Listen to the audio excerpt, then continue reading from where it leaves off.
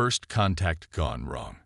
High Commander Vextra of the Zardax Collective stood motionless before the quantum display, her crystalline form refracting the soft light of distant stars. The holographic representation of Sol system rotated slowly before her, highlighting a seemingly unremarkable planet third from its star. Her mission had been simple: catalog another primitive world for future integration into the collective. Instead, she found herself facing what could become the greatest miscalculation in Zardax history. "Impossible," she whispered, her crystalline structure vibrating with tension. "Run the analysis again." "High Commander," her science officer, Karen, responded. "We've verified the data 13 times. The humans detected our quantum-shifted probes. Not only detected them, they captured one intact. The implications were staggering. Quantum-shifted technology was the pinnacle of Zardax achievement, developed over 12 millennia of scientific advancement. These humans, barely 2 centuries into their space age, shouldn't have even been able to perceive the probe's existence, let alone capture one. The situation had deteriorated further when the humans broadcast their response. Not in primitive radio waves, but through the same quantum channels the Zardax used for secure communications. The message was brief but clear: Earth is off limits. This is your only warning. Show me their developmental timeline again. Vextra commanded, her crystalline fingers tracing patterns in the air as new data streams appeared before her. The display filled with human historical data, collected over the past solar cycle of observation. Their progression was unlike anything recorded in the collective's vast archives. Where other species took millennia to advance through technological phases, humans measured their progress in decades. From first powered flight to landing on their moon in less than 70 years. From discovering atomic theory to harnessing nuclear power in less than 50. From basic computing to quantum processing in less than a century. "High Commander," Karen interrupted, "we're detecting unusual energy signatures from the planet's dark side." The main display shifted, showing Earth's night hemisphere. Countless points of light marked human civilization, but interspersed among them were new signatures, power readings that shouldn't have been possible for a civilization at their development stage. "Magnify Sector 47 Alpha," Vextra ordered. The image zoomed in on what appeared to be an ordinary human military installation, except it wasn't ordinary at all. Beneath the visible structure, energy patterns suggested technology that rivaled or exceeded Zardax capabilities in several crucial areas. "They've been waiting for us," Karen observed, her crystalline form dimming slightly in what passed for anxiety among their species. "These installations, they're not new construction. They've had these capabilities for years, possibly decades. They just kept them hidden." Vextra's structure pulsed with deep blues of concern. The humans hadn't just been advancing. They'd been preparing. Their entertainment broadcasts, which the collective had dismissed as primitive storytelling, now took on new significance. Countless scenarios of alien contact, invasion, and warfare. They hadn't been telling stories.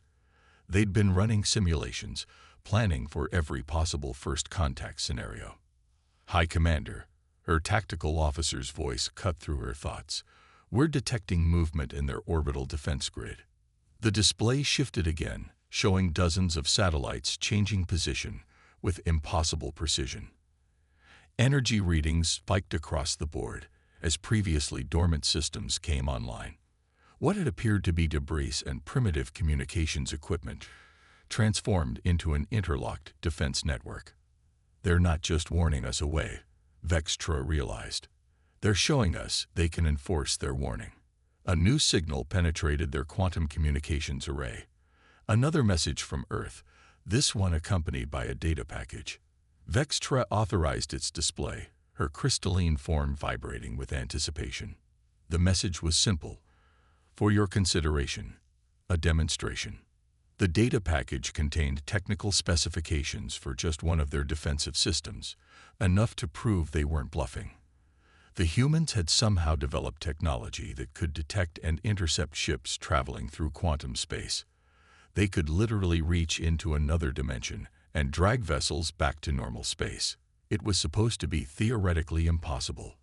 "Your orders, High Commander," Karen asked, her tone carrying the weight of the moment. Vextra stood silent for several moments, her form cycling through colors as she processed the situation. The collective had existed for 20,000 years by making the right decisions at crucial moments. They hadn't survived this long by being foolish. "Prepare a response," she finally commanded. "Inform Earth that the Zardax collective acknowledges their sovereign status and territorial claims. Classification: Omega level restricted zone. No further contact without explicit prior authorization through proper diplomatic channels." As her officers rushed to comply, Vextra added a personal note to her official report. "Humanity represents an unprecedented paradigm in species development. They combine technological innovation with strategic forethought in ways that defy our traditional models. Most concerning is not their current capabilities, but their rate of advancement. Conservative projections suggest they will exceed collective technology in key areas within 5 years. Recommendation: immediate classification as a peer-level civilization and preparation for defensive technological advancement. The galaxy as we know it has changed. The humans have arrived." The quantum engines hummed to life as the Zardax fleet prepared to depart. As they entered quantum space, Vextra caught one final glimpse of Earth through the ship's sensors. Among the vast network of defenses, a new message appeared, broadcast on all frequencies. "Thank you for your cooperation. We look forward to meeting when we're ready. Until then, we'll be watching." Vextra's crystalline form shuddered slightly. For the first time in her long life, she understood what it meant to feel truly humbled. The humans hadn't just survived first contact, they had controlled it from the beginning. And somehow, she suspected this was only the beginning of their story. The demonstration. Supreme Archon Zixtel of the Zardax Collective was not accustomed to being denied. For 8,000 cycles, the collective had expanded unimpeded across the galaxy, incorporating or subjugating lesser species as they saw fit. Now, a report from High Commander Vextra suggested they should avoid a single planetary system because its inhabitants had managed to catch one probe. "Unacceptable," he declared to the assembled High Council, his crystalline form pulsing with deep reds of anger. "We will not be intimidated by primitives who still use chemical rockets for planetary escape." The council chamber, carved from a single massive crystal deep within the collective's throne world, amplified his words. Dozens of other crystalline beings shifted uncomfortably, their colors reflecting varying degrees of concern and agreement.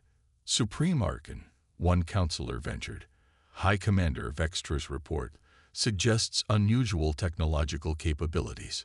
"High Commander Vextra has grown timid in her old age," Zixtel interrupted. "I have already dispatched the 7th Fleet to conduct a proper assessment of this Earth. 3,000 ships should be sufficient to demonstrate the true meaning of power to these humans." The council chamber erupted in concerned murmurs. Several counselors' forms flickered with panic-induced color shifts. To commit such a large fleet without further investigation was unprecedented. "The fleet will arrive within 6 standard hours," Zixtel continued. "We will show these humans the proper response to their impudence." Exactly 5 hours and 58 minutes later, the Supreme Archon received the first report from the 7th Fleet. It would also be the last. Admiral Jevkar of the 7th Fleet had positioned his ships in a standard combat formation as they prepared to exit quantum space near Earth's moon. Their arrival was meant to be overwhelming. 3,000 of the collective's finest warships appearing simultaneously in a perfect sphere around the planet.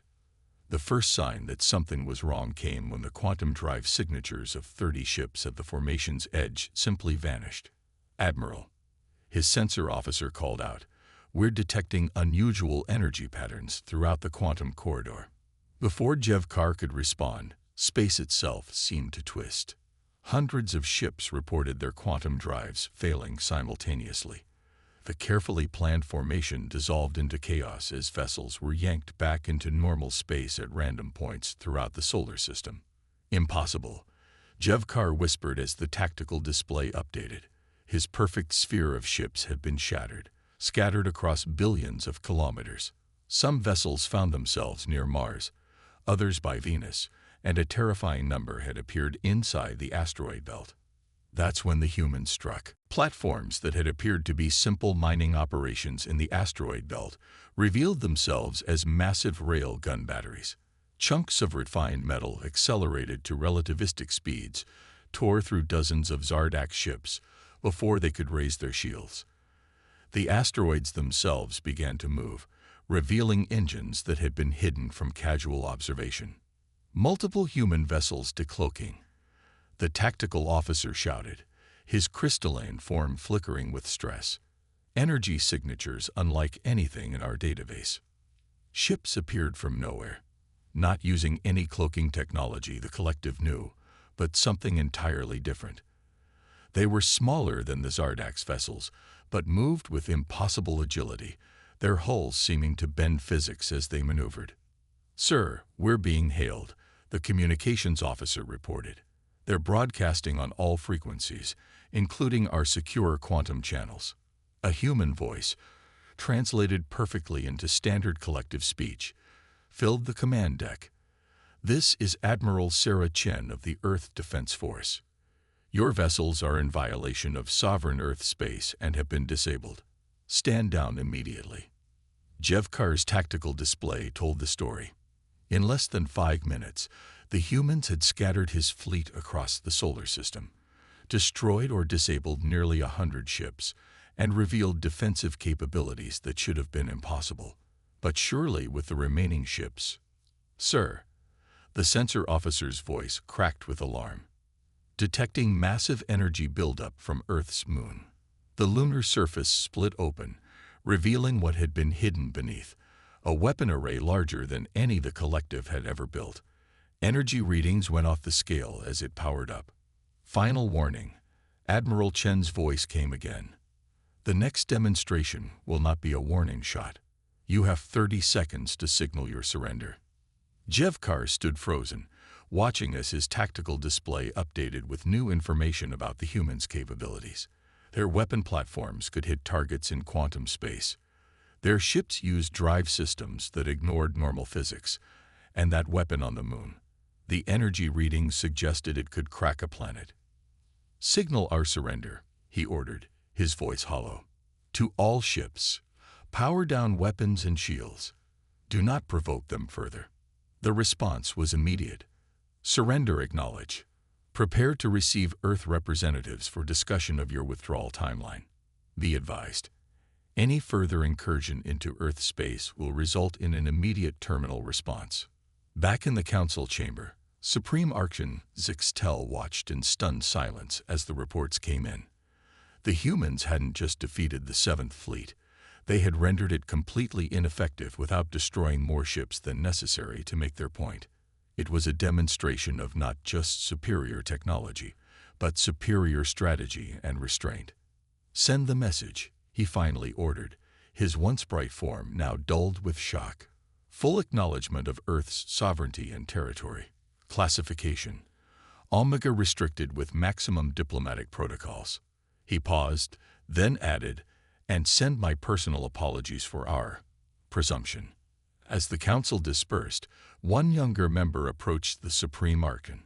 "How did we not see this coming? How did they advance so far without our knowledge?" Zixtel's form shifted to the deep blue of revelation. "We saw exactly what they wanted us to see. The humans didn't just prepare for first contact, they orchestrated it. And I suspect we've still only seen what they want us to see." The message they received from Earth shortly afterward seemed to confirm his suspicion. "Accepted. Consider this a learning opportunity. We look forward to peaceful diplomatic relations when you're ready to meet as equals. Until then, remember, Earth is off limits." Hidden strengths. Special Operations Director Myrak studied the detailed reports from the collective's most sophisticated psychological analysis systems with growing frustration. After the military disaster 3 cycles ago, the collective had shifted to more subtle approaches. If they couldn't defeat the humans through direct confrontation, Perhaps they could destabilize them from within. Director, her chief analyst Televic announced, entering her crystalline chamber. You need to see this. The massive holographic display filled with new data streams, social media feeds, entertainment broadcasts, and public communications from Earth. Myrax's crystalline form flickered with confusion as she processed what she was seeing. They're laughing at us. Indeed, humans had turned the collective's careful psychological warfare campaign into entertainment. Their attempts to seed doubt about their governments had become popular memes. Their subtle disinformation campaigns had been transformed into comedy shows. Even their most sophisticated viral content, designed to create social division, had been repurposed into a trending dance challenge. Not just laughing, Televic explained, his form pulsing with a mix of fascination and concern. They're using our attacks to strengthen their unity. Look at these response patterns. The data showed something unprecedented. Each time the collective launched a new psychological operation, human society didn't fracture. It adapted. Their social networks developed new verification systems. Their AI detection algorithms evolved. Their children were learning to spot manipulation attempts as part of their basic education. How? Myrax demanded. We've used these techniques successfully on dozens of species. The psychological stress alone should have caused widespread social collapse. That's just it, Televic replied. Their psychology doesn't work like other species. They don't just resist stress. They seem to thrive on it. The more we push them, the more they innovate. The display shifted to show examples.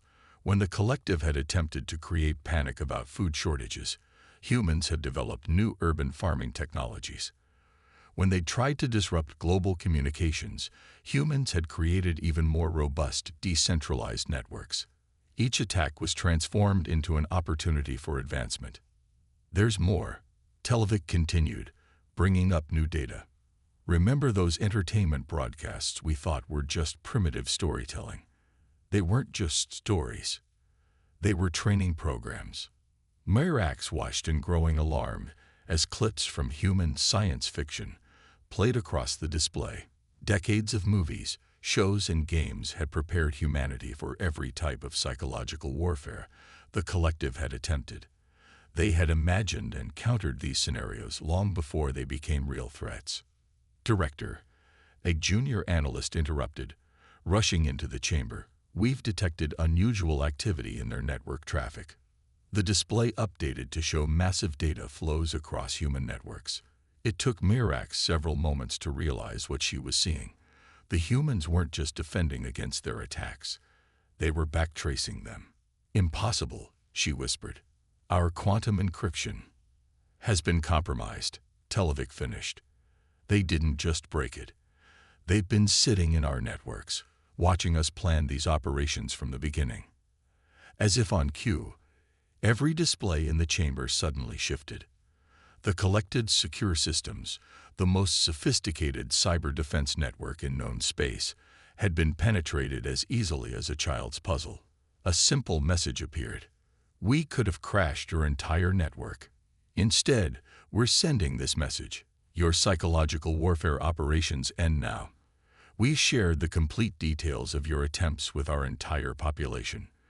You've become a case study in our schools on failed manipulation tactics. Would you like to see the children's reports? They're quite insightful. Myrax's form paled to an almost transparent state as she realized the full implications. The humans hadn't just defeated their psychological warfare, they had turned it into a teaching opportunity. Their entire society had been inoculated against such attempts not through government control or technological superiority, but through education and social adaptation. Send the acknowledgement, she ordered, her voice carrying the weight of defeat. Full cessation of all operations. The response came immediately. Acknowledge. For your records, every future attempt will be publicly documented and shared across human space as a learning opportunity. We suggest focusing your efforts on diplomatic relations instead. We find those much more entertaining. As her staff began the process of shutting down the largest psychological warfare operation in collective history, Myrax added her own report to the growing file on human capabilities. Their greatest weapon isn't their technology or their military strength. It's their adaptability. They don't just survive challenges, they transform them into advantages. Most concerning is their ability to unite and grow stronger under pressure. Traditional warfare, whether physical or psychological, isn't just ineffective. It makes them more formidable. Recommendation: immediate reclassification of Earth as a Class X civilization. Exponential adapters. All future contact should be diplomatic only. In the weeks that followed, the collective's intelligence networks detected a new trend in human entertainment, a popular series dramatizing their failed psychological warfare attempts, complete with detailed analysis of each strategy and its counter. It had become one of the highest-rated educational programs in human space. The humans had turned their greatest failure into humanity's latest teaching moment. And somewhere in the vast bureaucracy of the collective, analysts began to wonder, had that been their plan all along? The counter-strike. The emergency alert echoed through the crystalline halls of the collective's central command as Supreme Archon Zixtel rushed to the crisis chamber. The massive quantum display was already active, showing something that should have been impossible: human ships deep in collective space. Report, he demanded, his crystalline form pulsing with alarm. 17 human vessels detected. The tactical officer responded, appearing simultaneously at key strategic locations across our territory. They're not attacking, just waiting. The display showed the human ships positioned near crucial collective installations, shipyards, research facilities, and defense platforms. Their presence alone had thrown the entire collective military into chaos. How had they penetrated so deep into protected space without detection? Incoming transmission, the communications officer announced. It's being broadcast on all frequencies, including our secure quantum channels. A human face appeared on the display. Admiral Sarah Chen, the same commander who had humbled their 7th Fleet. Greetings, Supreme Archon. We apologize for the unannounced visit, but your recent activities necessitated a direct response. Zixtel's form flickered with barely contained rage. This is an act of war. No, Chen interrupted, her voice calm but firm. This is a demonstration of why your continued attempts to undermine Earth are futile. Our ships have been in your space for 3 months. We've mapped every military installation, every secret research facility, and every defensive position in your territory. The Supreme Archon felt his crystalline structure vibrate with shock. 3 months. Impossible. Their detection systems were the most advanced in known space. You're bluffing, he declared, but without conviction. Chen smiled. Check your quantum vault on Outpost Station 7, the one that supposedly doesn't exist. We've left a small gift. Frantic communications with the secret facility confirmed the impossible. A human data crystal had been placed in the most secure vault in collective space. The message it contained was simple: we could have left something else.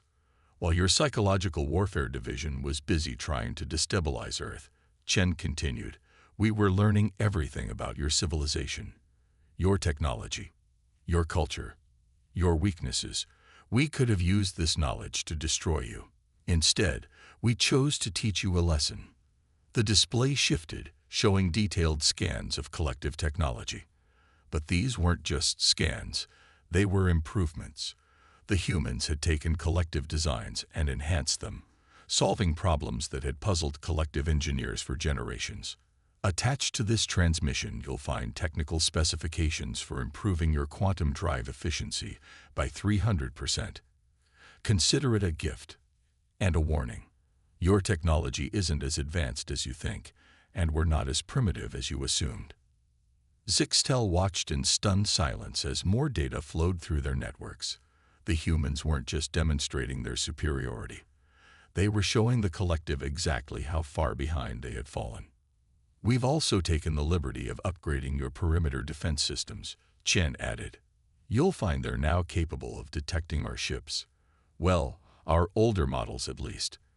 Consider it a courtesy to prevent any future misunderstandings. The implications were staggering. The humans had penetrated their defenses, improved their technology, and could have destroyed their civilization at any time. Instead, they chose to help them advance. Why? Zixtel found himself asking. Why show us this? Because the galaxy is bigger than both of us, Chen replied. There are threats out there that neither of us fully understand. We would prefer to meet them as allies rather than adversaries. But that alliance must be built on mutual respect. As if to emphasize her point, the human ships began to move, not toward their jump points, but into complex formations around key collective installations. What followed was a display of technological prowess that left even the most seasoned collective commanders speechless. The ships seemed to bend space itself, moving in ways that defied physics. They demonstrated weapons that could disable entire defense networks without causing damage, propulsion systems that made their best quantum drives look primitive, and stealth technology that could hide ships in plain sight. This isn't a threat, Chen explained as the demonstration continued. It's an invitation. Stop trying to undermine us, and we can help you advance. Continue your current path, and next time, we might not be so diplomatic. The Supreme Archon watched as the human ships vanished, not through any known form of faster-than-light travel, but by seemingly stepping through the fabric of space itself. The message was clear. The collective's understanding of the universe was far more limited than they had believed. Send the response, he ordered, his voice carrying a new tone of respect. Full acceptance of their terms. Initiate diplomatic protocols for equal status negotiations. As the crisis chamber emptied, Zixtel added a personal note to the official record. The humans have demonstrated a level of advancement that transforms our understanding of what is possible. Their greatest weapon isn't their technology or their military might. It's their capacity to comprehend and improve upon the achievements of others. They don't seek to conquer or destroy. They seek to elevate. We would be wise to learn from their example. The response from Earth arrived moments later. Glad we understand each other. We look forward to working together. Remember, Earth is off limits not because we fear you, but because we've moved beyond the need for conflict. Welcome to the future, a new understanding. One solar cycle after the human demonstration of power, the crystalline halls of the Galactic Council Chamber held representatives from over 1,000 species. For the first time, in 20,000 years, the Zardax Collective had called for a full assembly. The reason stood at the chamber center, a single human diplomat.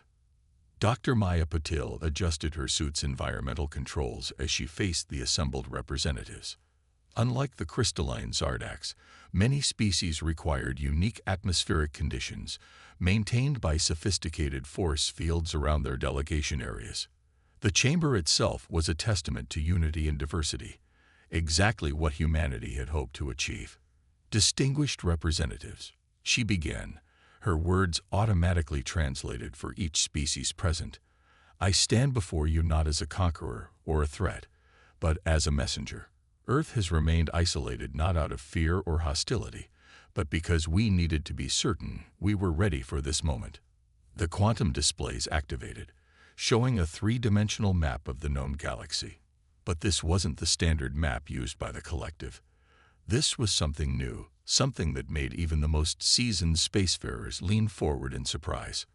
What you're seeing, Maya continued, is a threat assessment we've compiled over the past decade. While the collective focused on expansion and control, we focused on understanding. And what we found in the spaces between your territories, in the dark spaces you've ignored, should concern us all. The map highlighted thousands of anomalies, spatial distortions, temporal irregularities, and energy signatures that defied conventional physics. But most disturbing were the patterns they formed, suggesting something vast and deliberate. We call them the shadows, Maya explained. They've been watching all of us, studying our conflicts, our divisions, our weaknesses. They're patient, methodical, and utterly alien to anything any of us have encountered before, and they're getting ready to move. The chamber erupted in concerned murmurs and crystalline vibrations. Supreme Archon Zixtel stepped forward, his form pulsing with deep blues of concern. "You're certain of this?" Maya nodded, triggering another display sequence. "This is why we developed our technology the way we did, why we appeared to advance so quickly. We weren't just preparing for first contact with you. We were preparing for them." The displays showed human ships using their seemingly impossible drive systems to navigate the spatial anomalies, their advanced sensors penetrating the shadows' cloaking technologies. What had appeared to be inexplicable technological leaps were revealed as purposeful developments, each designed to counter a specific aspect of the coming threat. "The shadows exist partially outside normal spacetime," Maya continued. "Conventional weapons and defenses are useless against them. That's why we had to develop new technologies, new ways of thinking about physics itself. And that's why we're here today." She gestured, and the displays shifted again, showing technical specifications for defensive systems, drive technologies, and weapons unlike anything the assembled species had seen before. "We're offering to share everything we've developed. All our advances, all our discoveries, all our preparations, not as a gift, but as an investment in our shared survival." The chamber fell silent as the implications sank in. The humans hadn't isolated themselves out of fear or superiority. They'd been preparing for a war that no one else had even known was coming. "But we need something in return," Maya added. "Unity. Real unity, not the forced conformity the collective has imposed. Each of our species has unique perspectives, unique abilities, unique ways of thinking. Against the shadows, that diversity isn't a weakness. It's our greatest strength." Supreme Archon Zixtel's form shifted through a rainbow of colors before settling on a deep purple of decision. "The collective acknowledges Earth's wisdom. We vote to accept this alliance." One by one, other representatives signaled their agreement. Even species that had been traditional rivals found themselves united by the scope of the threat and the hope that humanity offered. "There's one more thing," Maya said as the votes were tallied. "Earth is still off limits, but not for the reasons you thought. We're transforming our solar system into something new. A training ground. A place where representatives from all our species can learn to work together, to develop new technologies, to prepare for what's coming. We're not hiding anymore. We're building an academy for the future." The final vote was unanimous. As Maya prepared to leave the chamber, Supreme Archon Zixtel approached her privately. "You could have told us about the shadows from the beginning. Why wait? Why let us think you were just a defensive power?" Maya smiled. "Because true alliances can't be built on fear. You needed to learn to respect us first, to understand that we could be either a formidable enemy or a powerful friend. Only then would you be ready to face the truth that none of us can face what's coming alone." As her transport prepared to depart, Maya sent one final message to the assembled representatives. "Earth is off limits because it's becoming something new, not just humanity's home, but a beacon for all species who dream of a future worth fighting for. The real question isn't whether you'll respect our boundaries, but whether you're ready to help us push the boundaries of what's possible. The shadows are coming, but together, we'll be ready for them." The message spread quickly through the galaxy. Earth was still off limits, but for a new reason. It had become a symbol not of isolation, but of unity. Not of fear, but of hope. The humans had seen the greatest threat the galaxy had ever faced, and their response hadn't been to hide or to conquer. It had been to prepare, to advance, and to unite. And in the dark spaces between the stars, the shadows watched, and for the first time in their ancient existence, they felt something new: uncertainty.